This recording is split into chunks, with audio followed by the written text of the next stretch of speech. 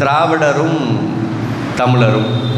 நீங்கள் தமிழரும் மலையாளிகளும் அப்படின்னா புரிஞ்சுக்க முடியுது. தமிழ் பேசக்கூடியவங்க தமிழர்கள், மலையாளம் பேசக்கூடியவங்க மலையாளிகள்.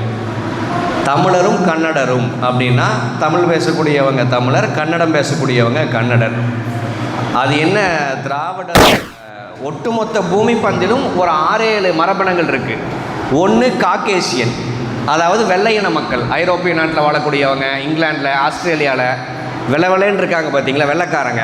அந்த மரபு நீங்கள் சவுத் ஆஃப்ரிக்காவில் இருக்கக்கூடிய கருப்பின மக்கள், அமெரிக்காவில் வாழக்கூடிய கருப்பின மக்கள், ஃப்ரான்ஸில் வாழக்கூடிய கருப்பின மக்கள், இன்னும் பல நாடுகளில் வாழக்கூடிய கூப்பிட்டு மைக்கு நீட்டி நீங்கள் மங்கோலியரா அல்லது சீனரான்னு கேட்டால் அந்த குழந்தை என்ன பதில் சொல்லும்? நான் ரெண்டும் தான். மரபினமாக நான் மங்கோலிய மரபினத்தை சார்ந்த நபர், தேசியனமாக நான் சீன தேசத்தை சார்ந்த ஒரு நபர்னு போய் நீங்கள் மங்கோலியரா அல்லது கொரியரான்னு கேட்டால் மரபினமாக நான் மங்கோலியர், தேசியனமாக நான் கொரியர் அப்படிங்கிற பதில சொல்லுவாங்க. நம்மளை சொல்லிக்கிறோம். கேரளாவில் இருக்கக்கூடிய மலையாளிகள் தங்களை திராவிடர்னு சொல்லிக்கிறது கிடையாது. ஆந்திராவில் இருக்கக்கூடிய தெலுங்கர்கள் தங்களை திராவிடர்கள் அடையாளப்படுத்திக் கொள்வது கிடையாது. கர்நாடகாவில் வசிக்கக்கூடிய கன்னட மொழி பேசக்கூடியவங்க தங்களை கன்னடர்னு தான் சொல்லிக்கிறாங்களே ஒழிய திராவிடர்னு சொல்லிக்கிறது கிடையாது. தமிழர்கள் மட்டும் இழிச்சவாயனுங்களா அப்படிங்கிற இதுதான் ஒரு வாதமாக நம்மை நோக்கி வைக்கப்படுது. நீங்கள் தோழர்கள் குறைந்தபட்சம் திராவிடர்னா என்ன அப்படின்னு தோழர்கள் என்ன புரிஞ்சுருக்கீங்கிறத தோழர்கள் யாராவது சொன்னால் அதை ஒட்டி நம்ம ஒரு கலந்துரையாடலாம் இதை எடுத்துகிட்டு போகலாம். தோழர்கிட்ட முன்னாடி மைக் இருக்குது. உங்களுடைய புரிதலில் திராவிடர் அப்படின்னா என்ன அப்படிங்கிறத தோழர்கள் சொன்னால் அதை ஒட்டி நம்ம அடுத்த கட்டம் அப்படியே ஒரு விவாதமாக எடுத்துகிட்டு போகலாம். இல்லை நான் மட்டுமே பேசிகிட்டு இருந்தால் நான் ஏதோ டீச்சர் மாதிரி, நீங்கள் ஏதோ ஸ்டூடெண்ட்ஸ் மாதிரி உட்காந்து கேட்டுட்டு இருக்கிற மாதிரி ஆயிரும். இது ஒரு கலந்துரையாடலாம் எடுத்துகிட்டு போகலாம். மைக்கில் தான் பேசணுன்ட்டு இல்லை, மேடைக்கு வந்து யாராவது பேசணுன்னா கூட உங்களுடைய புரிதலில் திராவிடர்னா என்ன, ஏன் தமிழ்நாட்டில் மட்டும் அது பேசப்படுது, தமிழர்களை மட்டும் திராவிடர்னு நம்ம அடையாளப்படுத்திக்கிறோம், ஏன் கேரளாவில் இருக்கக்கூடியவங்க தங்களை திராவிடர்னு சொல்லிக்கல, அவங்களாம் கெட்டிக்காரங்க, நம்ம மட்டும் இழிச்ச வாங்கிங்களா அப்படின்னு இப்படி எதிர்கேள்வியாக இருந்தால் கூட கேட்கலாம். மைக் எடுத்துகிட்டு போங்க. இதில் நீங்கள் எடுத்துகிட்டு போனால் தான் யாரும் எந்திரிப்பாங்க. போங்க.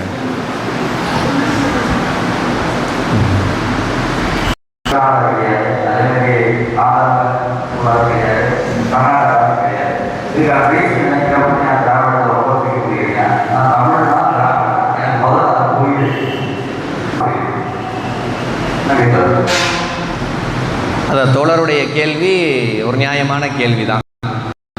வேற எந்த தென்னிந்திய மாநிலத்திலும் திராவிடங்கிற பேரில் கட்சியும் கிடையாது, தமிழ்நாட்டில் மட்டும்தான் இருக்குது.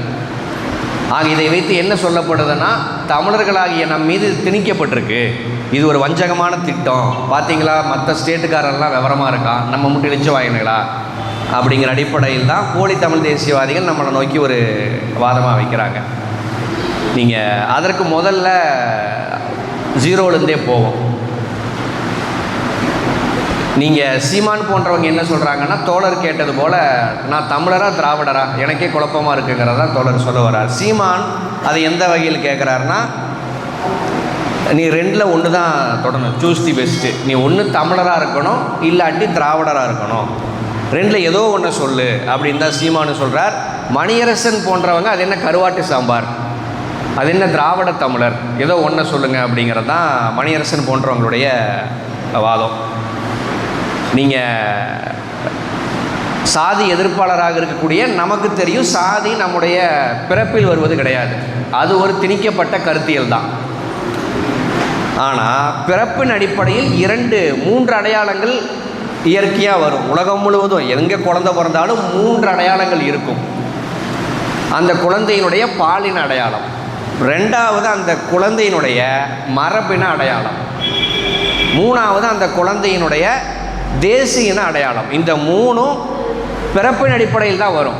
நீங்கள் சாதி பிறப்பின் அடிப்படையில் கிடையாது, மதம் பிறப்பின் அடிப்படையில் கிடையாது. ஆனால் பாலின அடையாளம், மரபின அடையாளம், தேசிய அடையாளம் பிறப்பின் அடிப்படையில் தான் வரும். நீங்கள் உதாரணத்திற்கு அமெரிக்காவில் நீங்கள் வெள்ளையின மக்களும் வாழ்கிறாங்க, கருப்பின மக்களும் அமெரிக்காவில் வாழ்கிறாங்க. அப்படி கருப்பின இனத்தில் பிறக்கக்கூடிய ஒரு குழந்தையினுடைய மரபின அடையாளமாக நீக்ரோங்கிற அடையாளம் இருக்கும். பிளாக்ஸ், நீங்கள் ஒட்டுமொத்த பூமி பந்திலும் ஒரு 6-7 மரபினங்கள் இருக்குது. ஒன்று காக்கேசியன், அதாவது வெள்ளையின மக்கள், ஐரோப்பிய நாட்டில் வாழக்கூடியவங்க, இங்கிலாண்டில், ஆஸ்திரேலியாவில் வெள்ளைன்னு இருக்காங்க பார்த்தீங்களா, வெள்ளைக்காரங்க. அந்த மரபினத்துக்கு பேர் காக்கேசியன். அந்த காக்கேசியன்கிற அடையாளம் பிறப்பில் வரக்கூடியது. அடுத்தது நீக்ரோஸ், பிளாக்ஸுங்கிற அடையாளம், அதாவது கருப்பின மக்கள். நீங்கள் சவுத் ஆப்பிரிக்காவில் இருக்கக்கூடிய கருப்பின மக்கள், அமெரிக்காவில் வாழக்கூடிய கருப்பின மக்கள், பிரான்ஸில் வாழக்கூடிய கருப்பின மக்கள், இன்னும் பல நாடுகளில் வாழக்கூடிய கருப்பின மக்கள் உருவத்தோற்றத்தில் அவர்களை வைத்து இவங்க கருப்பினத்தை சார்ந்தவர்கள் அப்படின்னு நம்ம கண்டுபிடிக்கலாம். நீங்கள் சுருட்ட முடி வச்சுருப்பாங்க, நீங்கள் நீளமான முகம் இருக்கும், நல்ல உயரமாக ஜைஜாண்டிக்காக இருப்பாங்க பெரும்பான்மையாக. ஆக அது ஒரு மரபினம். மூன்றாவது மங்கோலியன் மரபினம். இதை நான் வரிசைப்படுத்துகிற சும்மா பேரளவு 1-2ன்னு சொல்கிறேன், நீங்கள் அதை எப்படி வேணால் அதை போட்டுக்கலாம். மூணாவதாக மங்கோலிய மரபினம். நீங்கள் ஸ்கூல் படிக்கக்கூடிய தோழர்கள், காலேஜ் படிக்கக்கூடியவங்க நிறைய வர்றாங்க. எல்லோரும் அந்த கொரியன் சீரியஸ் இப்போ நிறைய பார்க்குறாங்க.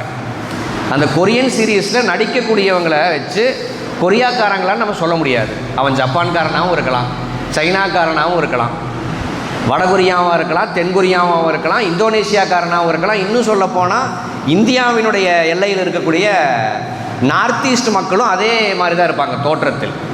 ஆகிய இவர்கள் அத்தனை பேருமே மங்கோலியர்கள் அப்படிங்கிற ஒரு மரபணத்தில் வரக்கூடியவங்க. அதே மாதிரி இந்திய துணைக்கண்டத்துக்கு வந்தால் இங்கே திராவிட மரபினம் இருக்காங்க, ஆரிய மரபினம் இருக்காங்க. ஆக இப்படி பிறப்பின் அடிப்படையில் மரபினம் அப்படிங்கிற அடையாளம் தவிர்க்க முடியாதது. நீங்கள் உதாரணத்திற்கு அமெரிக்காவில் பிறக்கக்கூடிய அந்த கருப்பின குழந்தை மரபினத்தின் அடிப்படையில் கருப்பர், தேசியனத்தின் அடிப்படையில், நேஷ்னாலிட்டியின் அடிப்படையில் அமெரிக்கர்.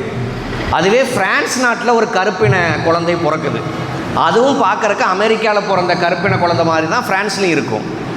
மரபின அடிப்படையில் 2 பேரும் ஒரே மரபினம், பிளாக்ஸ். தேசியனம்னு பார்க்கும்போது பிரெஞ்சு தேசியனத்தை சார்ந்தவங்க, நேஷ்னாலிட்டியாகவும் பிரெஞ்சு தேசியனத்தை சார்ந்த குழந்தையாக இந்த கருப்பின குழந்தை இருக்கும். நீங்கள் அதே மாதிரி சீனாவில் இருக்கக்கூடிய ஒரு குழந்தை மரபினமாக மங்கோலிய மரபினம், கொரியாவில் பிறக்கக்கூடிய குழந்தையும் மரபினமாக மங்கோலிய மரபினம். ஆனால் தேசிய இனம்னு பார்க்கும்போது அது சீன தேசத்தை சார்ந்த குழந்தை, இது கொரிய தேசத்தை சார்ந்த குழந்தை.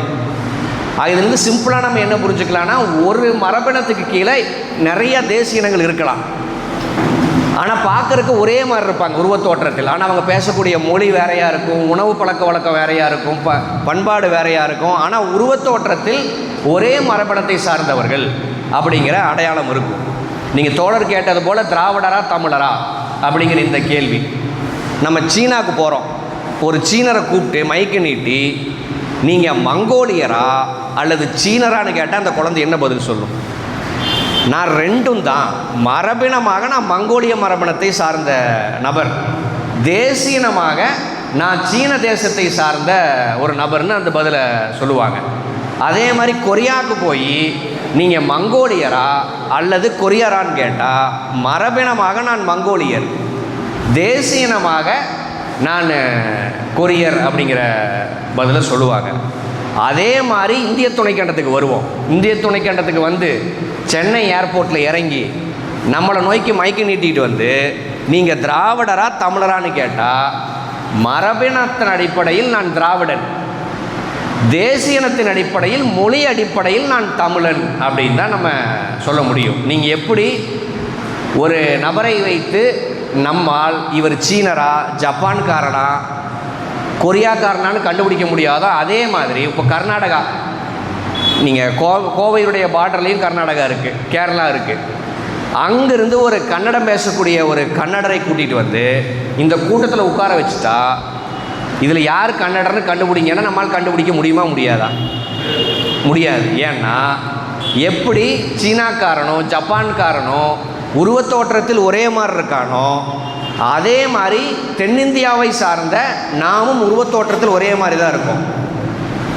நீங்கள் கொரியன் சீரியஸ் பார்ப்பது போலவே இப்போது நிறைய மலையாள படங்கள் ஹிட் ஆகுது. தமிழ்நாட்டில் அந்த படங்கள் கொண்டாடப்படுது. அந்த மலையாள படங்கள் சப்டைட்டில் இல்லாமையே நம்மளால் பார்த்து புரிந்து கொள்ள முடிகிறது. நீங்கள் தேட்டர் கூட போவோம், தமிழ் டிக்கெட் கிடைக்காது தமிழ் படத்துக்கு. ஏப்பா இந்த படம் நல்லா இருக்குங்கிறாங்க, போவோன்னு ஆக்சிடெண்ட்டாக போயிடுவோம் அந்த மலையாள படத்துக்கு. ஆனால் அந்த படம் என்ன சொல்ல வருகிறது, அந்த படத்தினுடைய உணர்வு என்ன அப்படிங்கிறத அந்த மலையாள மொழி தெரியாமலே நம்மால் எப்படி புரிந்து கொள்ள முடிகிறது. ஏன்னா அந்த மலையாள மொழியில் குறைந்தது ஒரு 60-70% சொற்கள் தூய தமிழ் சொற்கள். அதனால தான் அந்த மலையாள மொழியை நம்மால் புரிந்து கொள்ள முடிகிறது. நீங்கள் இதுவே ஒரு ஒரியா படத்துக்கு போங்க, ஒரிசாவில் இருக்கக்கூடிய ஒரு ஒரிய படத்துக்கு போங்க, வங்காள படத்துக்கு போங்க, வங்காளத்திலும் படங்கள் எடுக்கப்படுது. அங்கே போய் நீங்கள் உட்கார்ந்தா அந்த படம் என்னன்னே உங்களுக்கு புரியாது. இதில் யார் வில்லை யார் ஹீரோ எதுவுமே நமக்கு புரியாது. ஏன்னா அது வேற ஒரு மொழி குடும்பம். ஆக இது எதுக்கு சொல்ல வந்தேன்னா, இந்த தென்னிந்தியாவில் வாழக்கூடிய தென்னிந்தியர்கள் மரபினத்தின் அடிப்படையில் திராவிடங்கிற மரபினத்தை சார்ந்தவர்களாக நாம் இருக்கும் காரணத்தால் எப்படி 2 அடையாளம் உலகம் முழுவதும் இருக்குமோ தமிழ்நாட்டுக்கும் அதுதான் விதி. நீங்கள் சைனாக்காரன் மங்கோலியனாகவும் இருந்து கொண்டு சீன தேசியத்தை சார்ந்தவனாகவும் எப்படி இருக்க முடியுமோ, தமிழ்நாட்டை சார்ந்த நாமும் மரபினத்தவனாக திராவிட மரபினத்தவனாகவும் தேசியனத்தவனாக தமிழினத்தவனாகவும் இருக்க தான் வேணும். ஏன் நமக்கு பிடிக்காமல் இருக்கலாம், சார் எனக்கு பிடிக்கல, நான் சீனராக மட்டும் இருந்துக்கிறேன், எனக்கு மங்கோலியருங்கிற அடையாளம் வேண்டான்னு அவனே சொன்னாலும் இயற்கை அதை ஒத்துக்காது. அதுவும் பிறப்பில் வந்துருச்சு. சைனாக்காரனை நீ பிறந்துட்ட, எனக்கு சீனங்கிற அடையாளம் இது மங்கோலியருங்கிற அடையாளமே வேண்டாங்க, எனக்கு சீனருங்கிற அடையாளம் மட்டும் போதுங்கன்னு அவன் சொல்லிக்கலாம். ஆனால் இயற்கையும் நீங்கள் புறச்சூழலும் அதை ஏற்றுக்காது. அதே மாதிரி தமிழ்நாட்டை சார்ந்த நாம் திராவிடர் தமிழருங்கிற 2 அடையாளமும் நமக்கு பொருந்தும். ஒன்று மரபின அடையாளம், இன்னொன்று தேசிய அடையாளம். 2வது கேள்வி, சரி அந்த அடையாளம் நம்ம இருக்கட்டும், அது பிறப்பின் அடிப்படையில் திராவிடராக கூட இருக்கலாம், அது ஏன் நம்ம திராவிடர்னு சொல்லியே ஆகணுமா அப்படிங்கிற அடுத்த கேள்வி. தமிழருங்கிற சொல் நல்லா இருக்குங்க, தமிழ் மொழி உயர்ந்த மொழி, தமிழர்கள் வீரம் மிக்கவர்கள் அப்படிங்கிற அடிப்படையில் தமிழருங்கிற சொல் மீது ஒரு ஈர்ப்பு நமக்கு இயற்கையாகவே இருக்கும். தமிழண்டா அப்படின்லாம் பெருமையாக நம்ம சொல்லிக்கிறோம். அந்த சொல்லையே நான் சொல்லிட்டு போகிறேன். திராவிடருங்கிற சொல் கட்டாயமாக இங்கே எனக்கான அடையாளமாக நான் வச்சு தான் ஆகணுமா அப்படிங்கிறது அடுத்த கேள்வி. நீங்கள் வெறுமனே மரபின அரசியலை பேச வேண்டும்ங்கிறதுக்காக திராவிடங்கிற சொல்ல நம்ம இருக்கலை. நீங்கள் அப்படியே அமெரிக்காவுக்கு போவோம். மறுபடியும் அமெரிக்காவில் காலகாலமாக கருப்பின மக்கள் அதே ஆங்கில மொழி பேசக்கூடிய வெள்ளையின மக்களாக ஒடுக்கப்பட்டாங்க. அந்த கருப்பின மக்கள் ஒரு காலகட்டத்தில் நாங்கள் தான் இந்த மண்ணினுடைய பூர்வகுடிகள், எங்கிருந்தோ வந்த இந்த வெள்ளையர்கள் எங்களை காலகாலமாக கொத்தடிமைகளாக, நீங்கள் மனிதர்களாகவே மதிக்கத்தகாத ஒரு உயிரினங்களாக எங்களை வச்சுருக்காங்க அப்படிங்கிற அடிப்படையில் கிளர்ந்தெழுறாங்க அமெரிக்காவை சார்ந்த கருப்பின மக்கள். அப்போது அந்த மக்கள் என்ன குரலை அவங்களுடைய போர்க்குரலாக சொல்ல முடியும்? இங்கே நம்ம தமிழர்னு சொல்லிக்கிறோம்ல, அதே மாதிரி அமெரிக்காவில் ஒடுக்கப்படக்கூடிய ஒரு கருப்பினத்தை சார்ந்தவர் நான் ஆங்கில மொழி பேசுகிறேன் அப்படிங்கிற அடிப்படையில் நான் ஆங்கிலேயன் அப்படின்னு சொல்லி வெள்ளைக்காரனை எதிர்க்க முடியுமா? ஏன்னா அங்கே கருப்பினத்தவனும் இங்கிலீஷ் தான் பேசுகிறான், வெள்ளையினத்தவனும் இங்கிலீஷ் தான் பேசுகிறான். அப்படின்னா நான் இங்கிலீஷ்காரன்டா அப்படின்னு போய் சண்டை காலத்தில் நின்னா வெள்ளைக்காரன் என்ன சொல்லுவான்? நானும் இங்கிலீஷ் தாண்டா பேசுகிறேன், அப்புறம் நான் மட்டும் என்ன ஃப்ரெஞ்சாக பேசுகிறேன்னா ஒரே வார்த்தையில் முடிச்சிருவான்.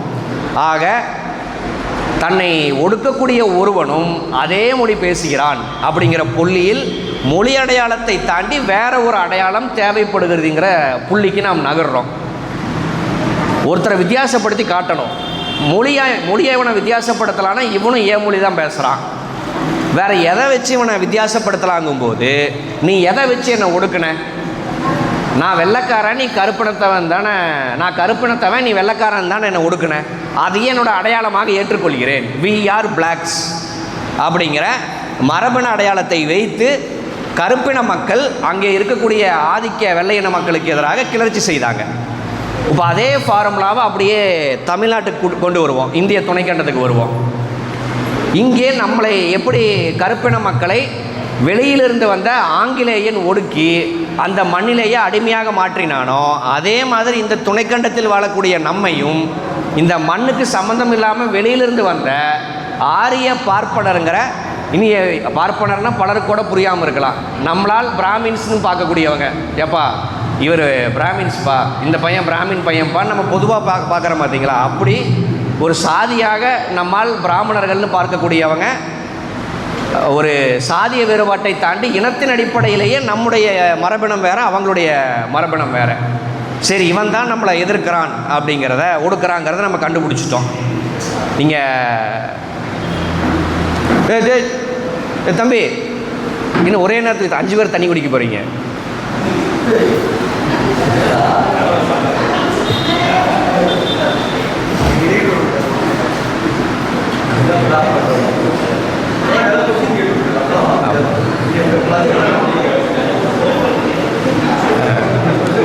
ஆக இந்த நிலப்பகுதியில் நம்முடைய இந்த இழிநிலைக்கு யார் காரணம் அப்படின்னு நம்ம ஆராய்ந்தா, ஸ்கூல் படிக்கக்கூடிய உங்கள் எல்லாத்துக்குமே ஹரப்பா மொஹஞ்சதாரோ நாகரிகம் அப்படிங்கிறத படிச்சிருப்பீங்க. ஹரப்பா மொஹஞ்சதாரோ சிவிலைசேஷன். அந்த ஹரப்பா மொஹஞ்சதாரோ நாகரிகம் இன்றைய பாகிஸ்தானில் இருக்குது, இந்திய பகுதியில் கூட கிடையாது.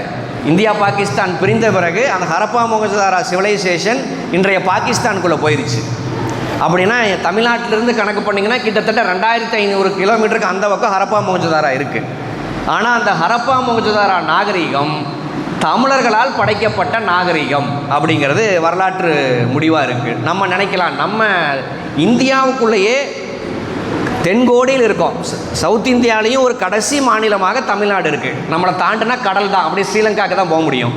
இந்த எல்லையில் இருக்கக்கூடிய ஒரு இனம் எப்படி பாகிஸ்தானில் இருக்கக்கூடிய ஒரு பகுதியில் நாகரிகத்தை படைத்திருக்க முடியும் அப்படிங்கிறது தான் அடிப்படை கேள்வி.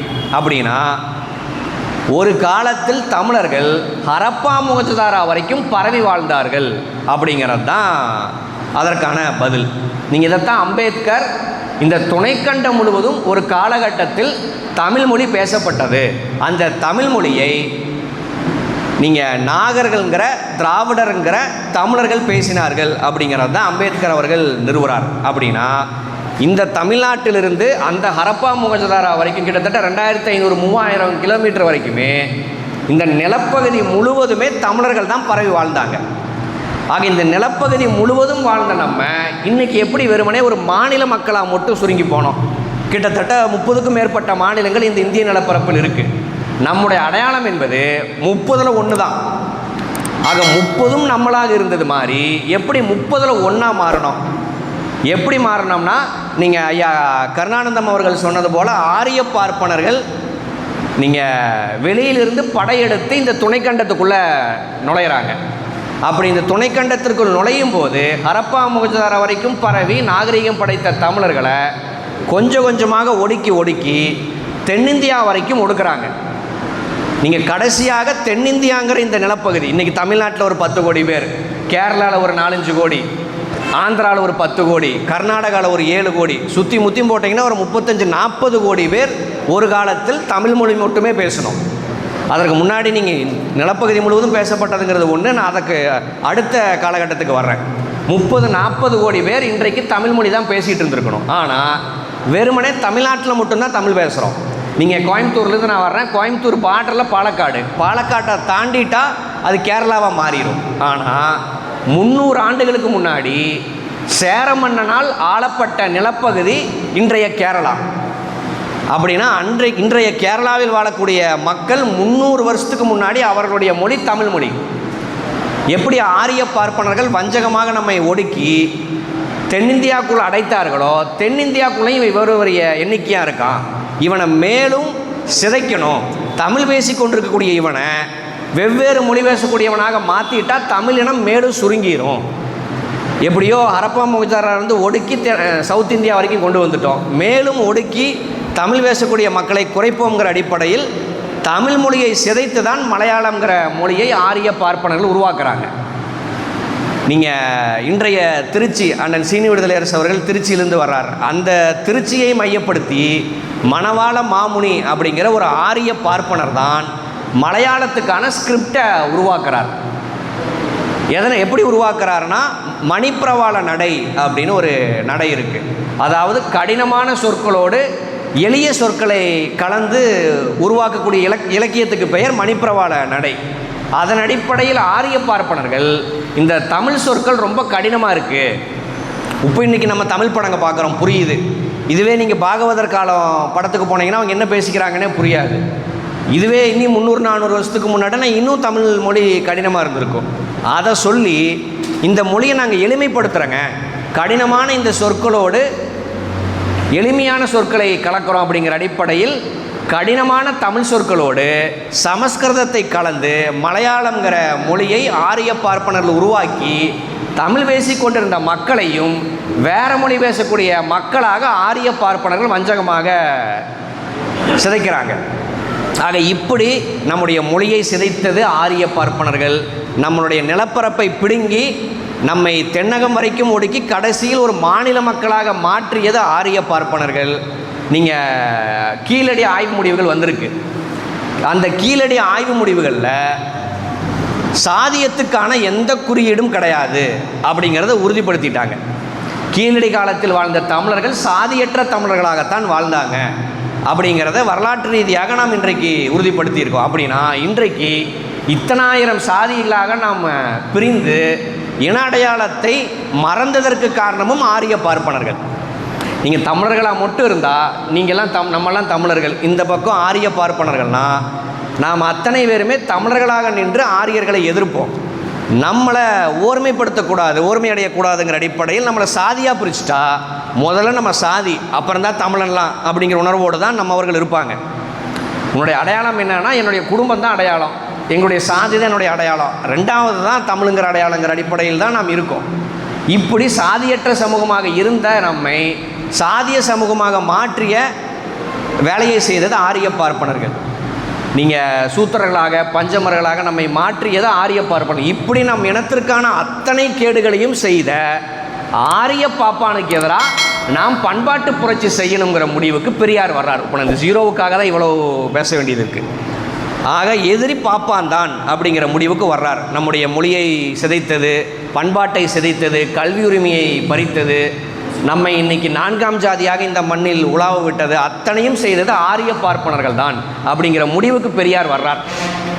அப்படி அமெரிக்காவுக்கு போய் நான் சொன்னேன் பார்த்தீங்களா, கருப்பின மக்கள் நான் ஆங்கிலேயன் அப்படின்னு சொல்லி வெள்ளைக்காரனை எதிர்க்க முடியாது. ஏன்னா அங்கே இருக்கக்கூடிய வெள்ளைக்காரனும் ஆங்கில மொழி தான் பேசுகிறான்.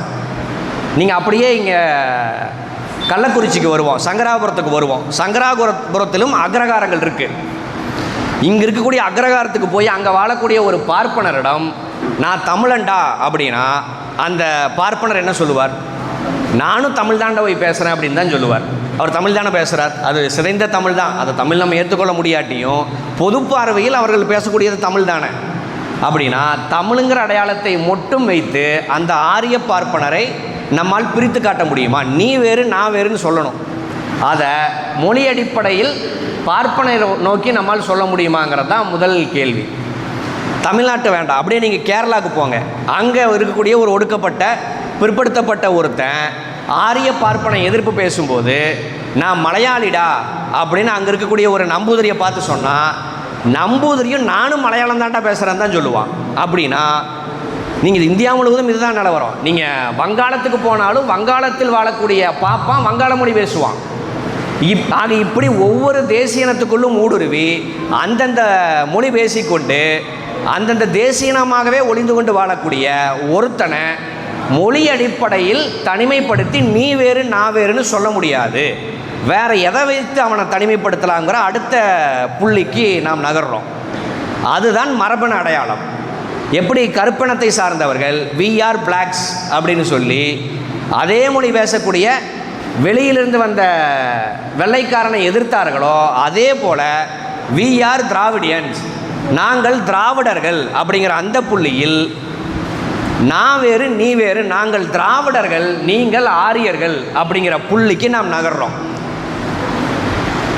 நான் ஆங்கிலமே பேசினாலும் நீயும் ஆங்கிலமே பேசினாலும் நீ வேற நான் வேற எப்படின்னு கருப்பின மக்களால் சொல்ல முடியுமா? அதே மாதிரி ஸ்ரீரங்கத்தில் வாழ்ந்து கொண்டு, மயிலாப்பூரில் வாழ்ந்து கொண்டு, நங்கநல்லூரில் வாழ்ந்து கொண்டு, நீங்கள் சங்கராபுரத்தில் வாழ்ந்து கொண்டு நீ தமிழே பேசினாலும் நீ வேற நான் வேற, நான் இந்த மண்ணினுடைய பூர்வகுடி, நீ இதே மொழி பேசினாலும் என்னை ஒடுக்கியவன் அப்படிங்கிற அடிப்படையில் நான் திராவிடன் நீ ஆரியன் அப்படிங்கிற புள்ளிக்கு நாம் நகர்றோம். சரி, நம்மை திராவிடன்னு சொல்லிக்கொள்வதாலேயே நாம் தமிழர்கள் கிடையாதா அப்படிங்கிற அடுத்த கேள்வி வருது. நான் முன்னாடியே சொன்ன மாதிரி, எப்படி சீனாவில் இருக்கக்கூடிய ஒருத்தன் தன்னை மங்கோலியன்னு சொல்வதாலேயே அவன் சீனனாக இருக்க மாட்டாங்கிற புள்ளி இல்லையோ, அதே மாதிரி இங்கே மரபினத்தின் அடிப்படையில் நாம் திராவிடராக இருந்தாலும் தேசியனத்தின் அடிப்படையில் நாம் தமிழர் தான். எப்படி மரபின அடையாளத்தை மாற்ற முடியாதோ தேசிய அடையாளத்தையும் மாற்ற முடியாது. தேசியனத்தவனாக நாம் தமிழர் அப்படிங்கிறதுல எந்த மாற்று கருத்தும் கிடையாது. நீங்கள் சீமான் போன்றவங்க சொல்வது என்னன்னா, இவங்க திராவிடர்னு சொல்லி தமிழருங்கிற உணர்வை மங்கடிச்சிட்டாங்க, இந்த சொல்லை பயன்படுத்த விடாமல் பண்ணிட்டாங்கிறது தான் ஒரு பொய்யான ஒரு வதந்தி.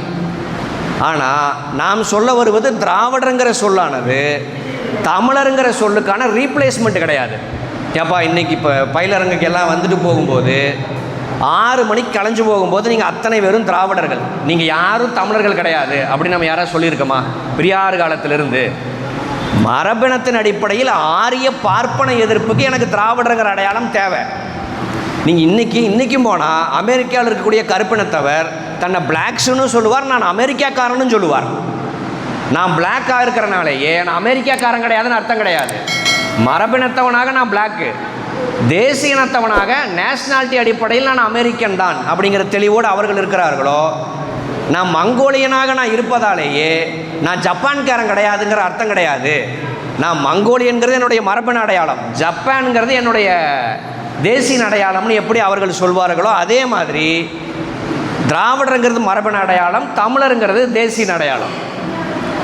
ஆக இதுக்கு இது ரீப்ளேஸ்மெண்ட் கிடையாது. இது தனி சப்ஜெக்ட், இது தனி சப்ஜெக்ட்.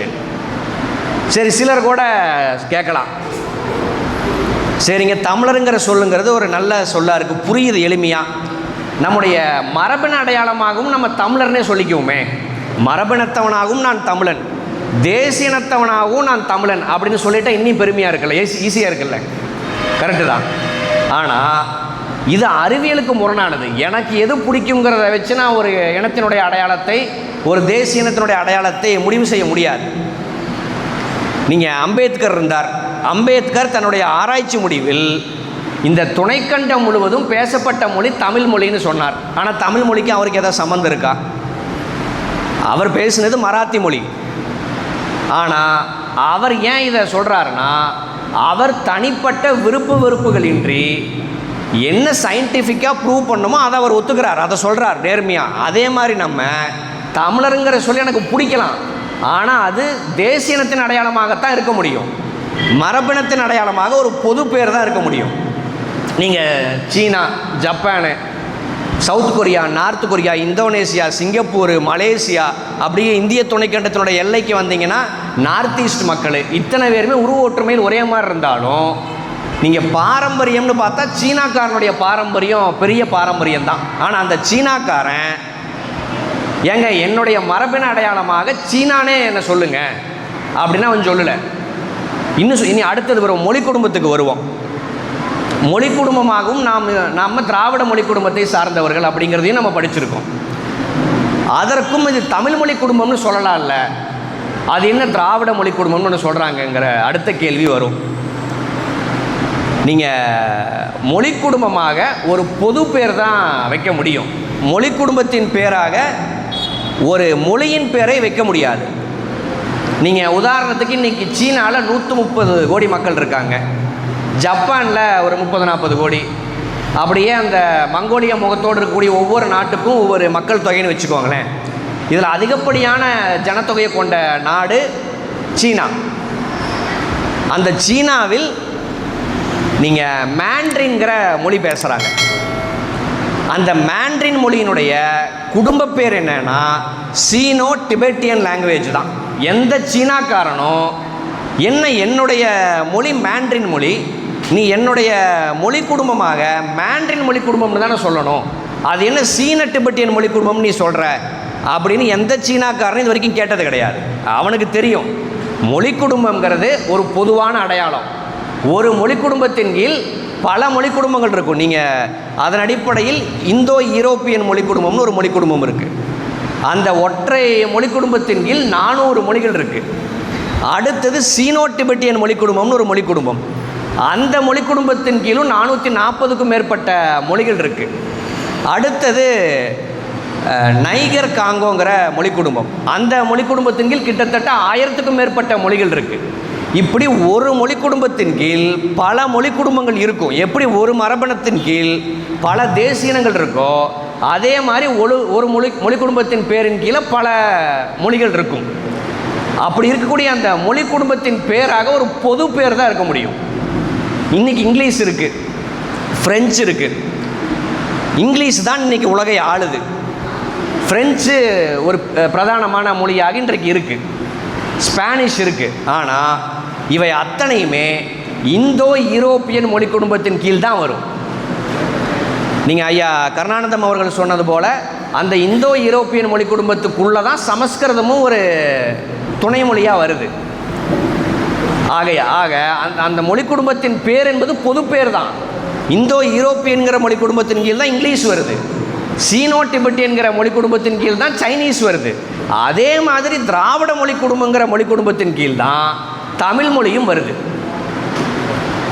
ஆக அதன் அடிப்படையில் எனக்கு தமிழுங்கிற சொல்லு தான் பிடிக்கும். என்னுடைய மொழி குடும்பத்துக்கு நீ தமிழ் மொழி குடும்பம்னு பேர் வை, என்னுடைய மரபின அடையாளத்துக்கு நீ தமிழருங்கிற அடையாளத்தை தான் வை அப்படின்னு பேசுவது என்பது அறிவியலுக்கு முதல்ல எதிரானது.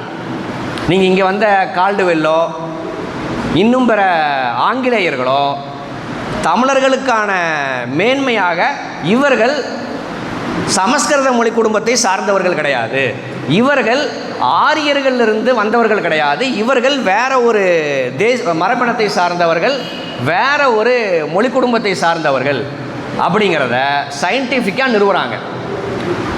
நீங்கள் திராவிடர்னு கூடுதலாக சொல்ல வேண்டிய தேவை என்னன்னா, திராவிடருங்கிற அரசியல் வருவதற்கு முன்னாடி இந்த துணைக்கண்டத்தை எப்படி உலகம் பார்த்துச்சுன்னா, இந்த துணைக்கண்டத்தின் மூத்த கொடி ஆரியர்கள். அந்த ஆரியருக்கு பிறந்தவர்கள் தான் இந்த துணைக்கண்டம் முழுவதும் வாழ்கிறாங்க அப்படின்னு தான் உலகம் நம்புச்சு. இதே ஆங்கிலேய அதிகாரிகள்லேயே பலர் பார்ப்பனர்களால் இன்ஃப்ளூயன்ஸ் செய்யப்பட்டு அதை பேசிய ஆங்கிலேய அதிகாரிகளும் உண்டு. ஆமாங்க, இங்கிருந்த எல்லாருமே ஆரியர்களுக்கு பிறந்தவங்க தான். இங்கே கருப்பாக ஒரு இனம் வாழுது, அவனும் ஆரிய இனத்திலிருந்து பிறந்தவன் தான் அப்படின்னு ஒரு காலகட்டத்தில் உலகம் நம்புச்சு. அதே மாதிரி தமிழ் உள்ளிட்ட எல்லா மொழிகளுமே சமஸ்கிருதத்திலிருந்து தான் பிறந்துச்சு அப்படின்னு தான் உலகம் நம்பிட்டு இருந்துச்சு. அப்போது தான் இங்கே 2 மரபினங்கள் இருக்குது, 2 மொழி குடும்பங்கள் இருக்குது அப்படிங்கிற அடிப்படையில் ஆரிய மொழி குடும்பம் இருக்குது, திராவிட மொழி குடும்பம் இருக்குது. ஆரிய மரபினத்தை சார்ந்தவர்கள் வாழ்கிறாங்க, திராவிட மரபினத்தை சார்ந்தவங்க வாழ்கிறாங்க அப்படின்னு சொன்னதோடு இல்லாமல் ஹரப்பா மொஹஞ்சதாரோ நாகரிகத்தை பற்றி நான் சொன்னேன். அந்த ஹரப்பா மொஹஞ்சதாரோ நாகரிகமும் ஆரியர்களால் படைக்கப்பட்டுச்சுன்னு அன்னைக்கு மட்டும் இல்லை, இன்றைக்கி வரைக்கும் சண்டை போடுறானுங்க. நீங்கள் கருணானந்தம் ஐயா சொல்லும்போது ஆரியர்கள் குதிரையில் வந்தாங்க அப்படிங்கிற வார்த்தையை பதிவு பண்ணியிருப்பார். ஆக நம்முடைய அடையாளமாக காளையும் ஆரியர்களுடைய அடையாளமாக குதிரையும் பார்க்கப்பட்டுச்சு. அதனால தான் நீங்கள் அந்த ஹரப்பா மொஹஞ்சதாரோ நாகரிக முடிவுகள்லங்க அங்கே கல்லில் காளை பதிச்சிருக்காங்க, காளையை வடிவமைச்சிருக்காங்கன்னு நம்ம நிறுவும் போது அது காளை கிடையாது, அது குதிரை அப்படின்னு இங்கே இருக்கக்கூடிய பாப்பானுங்க சண்டை போடுவானுங்க. இப்போ இருக்கக்கூடிய எஸ்வி சேகர் 2005-6 காலகட்டத்தில் ஒரு புத்தகமே போட்டிருக்கான். அது காளை கிடையாது, அது குதிரை அப்படின்னு நிறுவுவதற்காக. எதற்காகனா அவன் தான் மூத்த குடின்னு நிறுவுவதற்கு அவன் ஆரியருங்கிற அடையாளத்தை சுமக்கிறான். ஆக அவன் மூத்த குடி கிடையாது, நான் தான் இந்த மண்ணினுடைய பூர்வ கொடி, இந்த மண்ணுக்கு சொந்தக்காரன் நான் தான் அப்படின்னு நிறுவுவதற்கு நமக்கு திராவிடங்கிற அடையாளம் தேவைப்பட்டுச்சு.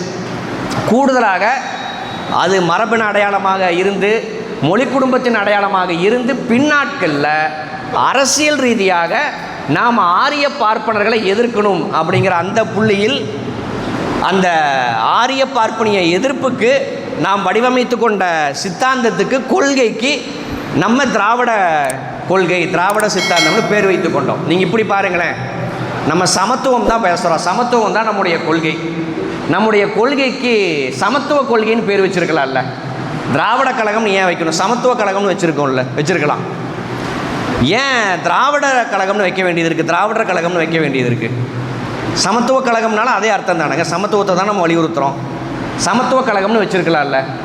கொள்கை எல்லாரும் சமங்கிற கொள்கை தான். அந்த கொள்கைக்கான பேராக சமத்துவ கொள்கைன்னு வச்சுருக்கலாம்ல. ஏன் திராவிட கொள்கைன்னு வச்சுரும்?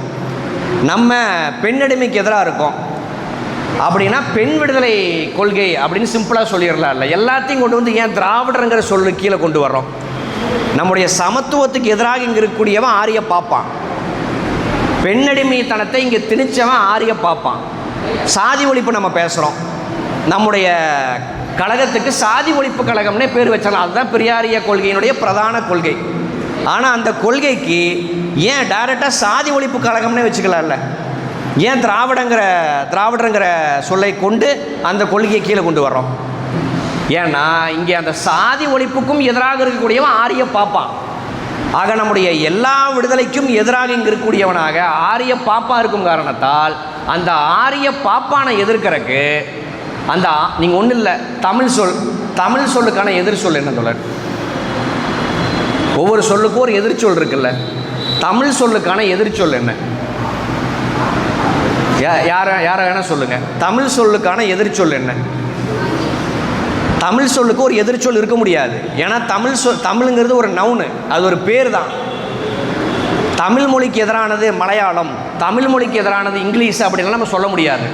மொழி தான். ஆனால் ஆரியங்கிற சொல்லுக்கு எதிரான சொல் என்ன? ஏன் திராவிடம்? தமிழ்னு ஏன் வரல? ஏன்னா ஆரியத்துக்கு எதிரான நேரடி எதிர்ச்சொல் தமிழ் கிடையாது. தமிழுங்கிறது மொழிப்பெயர். ஆரியருங்கிற சொல்லுக்கு எதிரான சொல் என்ன? தமிழர் நம்ம சொல்ல முடியாது. ஆக ஆரியம்னாலும் ஆரியர்னாலும் உங்களுக்கே இயற்கையாக திராவிடர் தான் வருது. ஆக நம்முடைய பிரதான நோக்கம் ஆரிய எதிர்ப்புங்கிற காரணத்தால் திராவிடங்கிற சொல் நமக்கு தேவைப்படுது.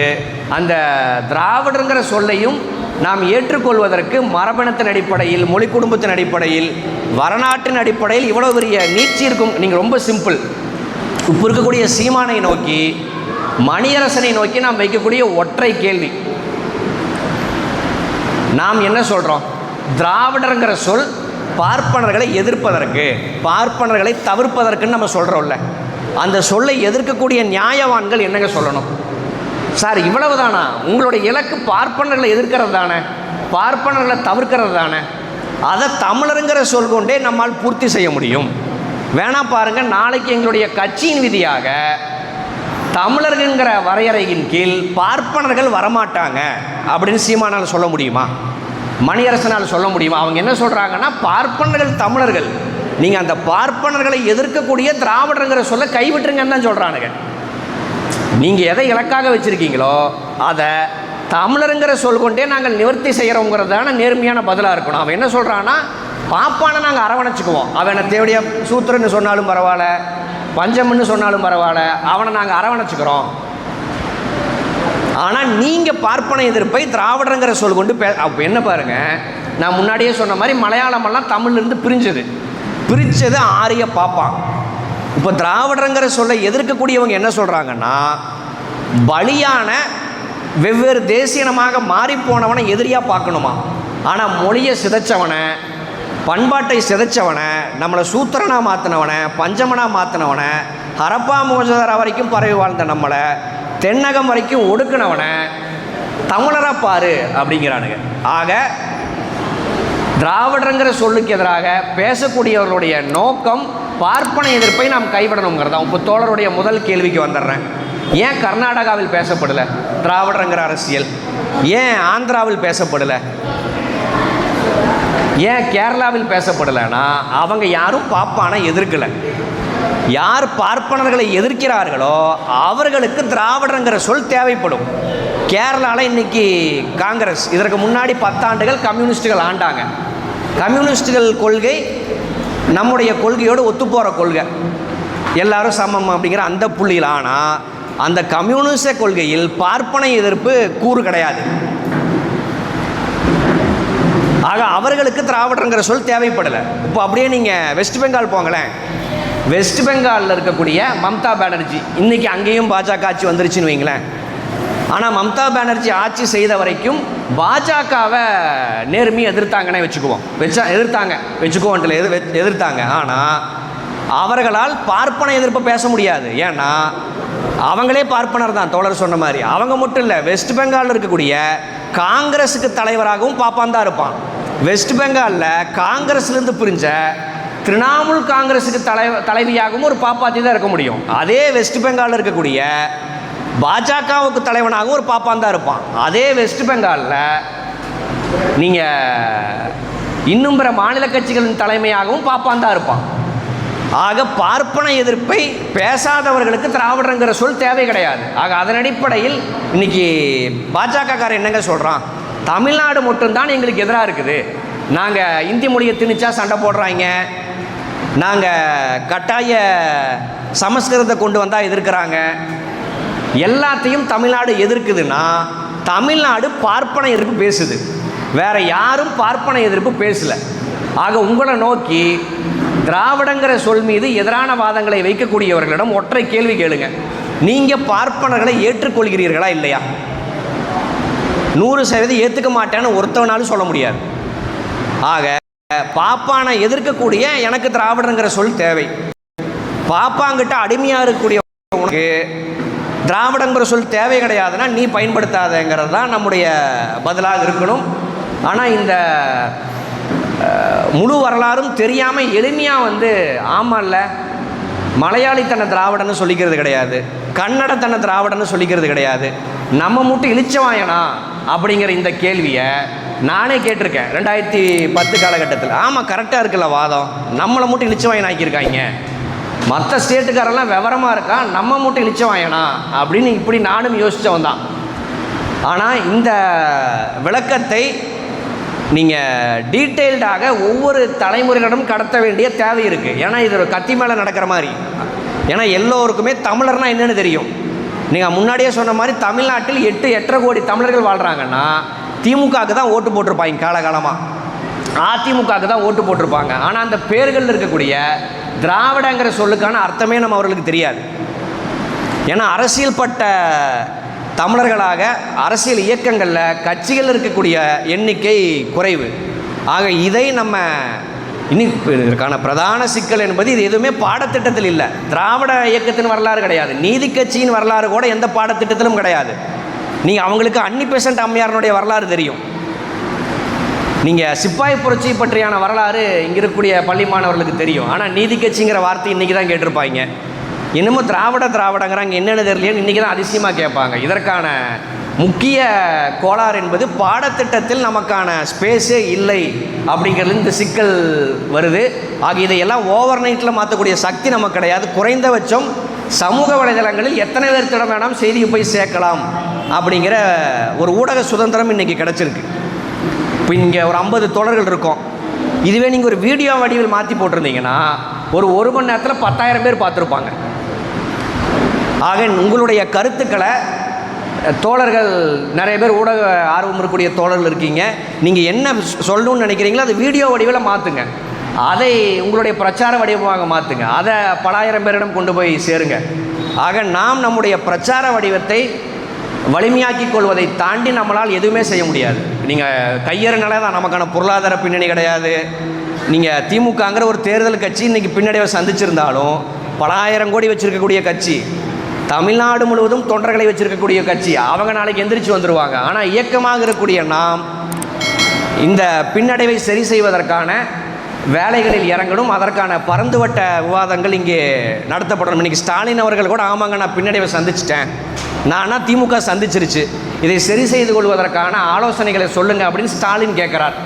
நாமும் நம்மை கேட்டுக்கொண்டே ஆக வேண்டும். ஆமாம் பின்னடைவை சந்திச்சிட்டோம், இதை சரி செய்வதற்கு என்ன பண்ணலாம் அப்படிங்கிற தூக்கமின்மைக்கு நாம் என்னைக்கு ஆட்படுறோமோ அப்போது அடுத்த கட்டத்தை இதை நகர்த்துவதற்கான வழி பிறக்கும் அப்படிங்கிறது தான் உண்மை. நீங்கள் நேரமாச்சு, அடுத்த தோழருக்கு வழிவிட்டு அடுத்ததாக